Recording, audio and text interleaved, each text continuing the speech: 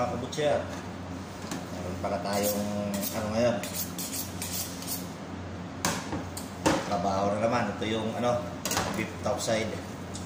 Bali dito sa karton niya, pangalan niya ay beef inside yan. Bali gagawin ko itong topside slice tsaka ano, stroganoff. Bali titrim muna natin siya mga kabutcher. Tatanggalin itong taba niya dito sa mga babaw niya. Yan. Pag matanggal na yung mga taba niya, saka natin i-slice siya mga kabutcher. Kapal ng taba niya mga kabutcher, pero masarap ng taba na to. Lasang gatas yan mga kabutcher. Ayaw lang kumain talaga ng mga taba dito yung mga customer.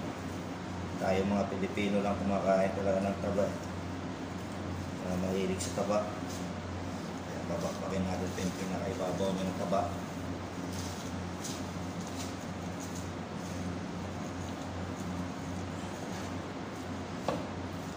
Yan mga kabutcher.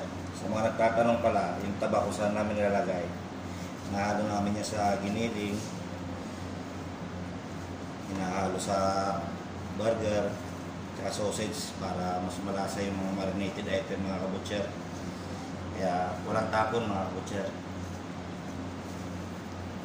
Pag puli ano na yung taba niya, medyo mano na siya. Kahit may kunti-kunti naman na taba, walang problema, basta makita na yung ano, kabuuan ng karne mga kabutcher.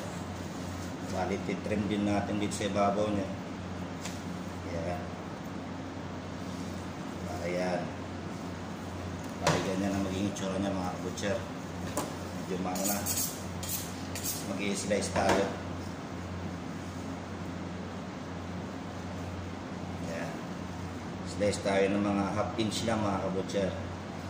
Kasi ayaw din nila ng mga kapal masyado. Ayan. Usually, ano pa rin, ganun pa rin, lalagay namin sa tray yan mga kabutcher. Kita nyo yung tsura nyan. Yan. Lagay namin sa tray. Ganun pa rin ang hiwa niya mga kabutcher.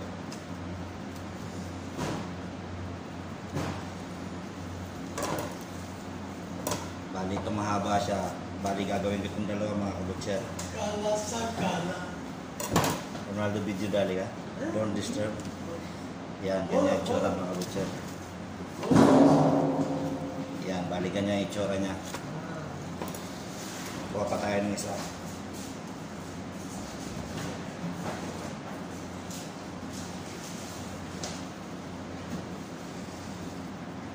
Yan, ganun din ito mga kabutcher. Tapos ganyan yung itsura niya. Yan. Kaya ito naman buo siya, bali di-display namin ito ng buo sa labas sa counter namin. Pwede rin ito, maraming ito gagawin, pwede itong mini steak, gagawin beef stroganoff. Kaya hanggang dito na lang, sana may matutunan kayo mga kabutcher. Okay?